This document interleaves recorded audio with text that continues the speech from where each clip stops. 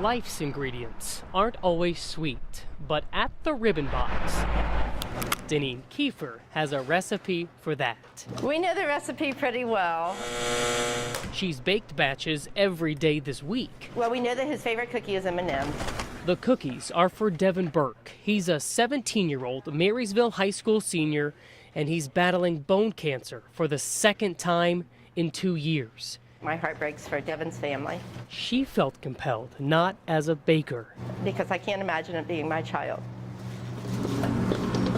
The recipe started with 2 batches. I think we've made right around 800 pounds. That's called for more than 100 pounds of M&Ms. So if you need M&M's, there's none left at Walmart.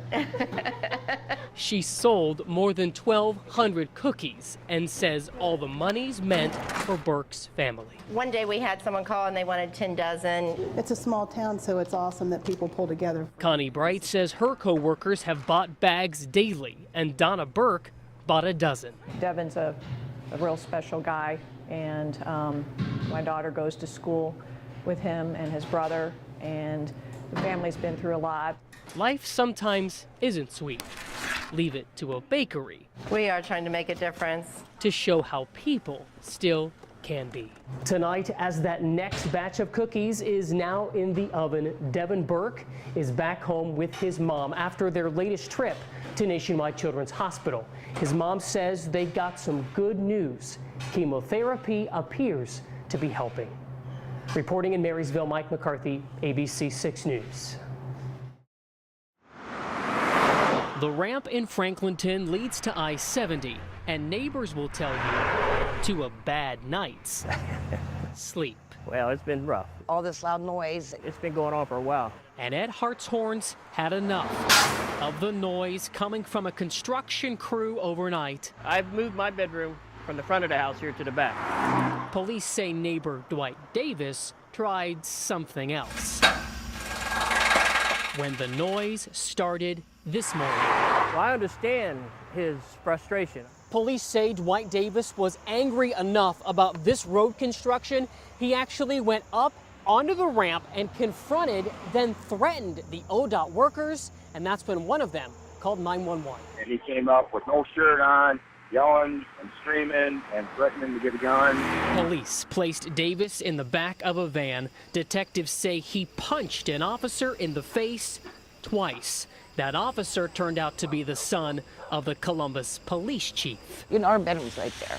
Shines right through the windows, shakes the house. Rhonda Wickham is the girlfriend of the suspect. Do you think your boyfriend was right to hit a police officer?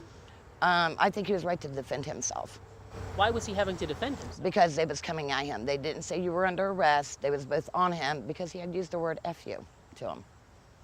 He said, F you. You never hit a cop. You shouldn't hit anyone over, not even the construction workers. They're just doing their job. Neighbors like Ed Hartshorn hope the job gets done soon. He'd really like some better sleep. Mike McCarthy, ABC 6 News.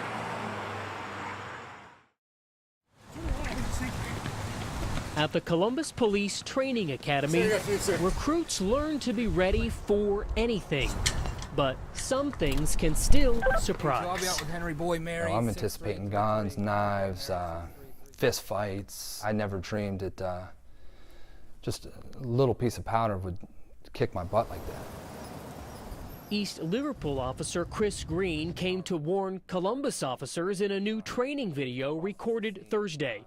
He says the powder came from a drug-related traffic stop last month. Police photos show the white stuff on the car's floor, but Green says he still doesn't know how it got on the back of his shirt, which another officer later noticed. I reach around and grab it to pull my shirt to the front to see what it is.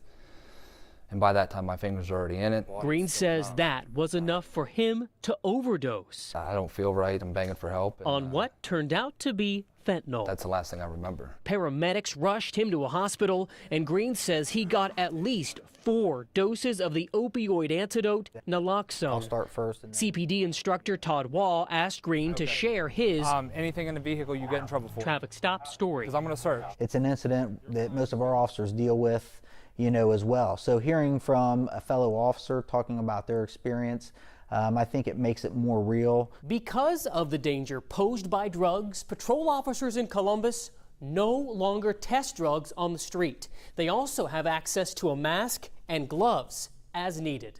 Green says his department takes similar precautions and urges one more for any officer anywhere. Do not search a vehicle by yourself would be my biggest thing. If I would have been by myself, there's no doubt that it could have been much worse.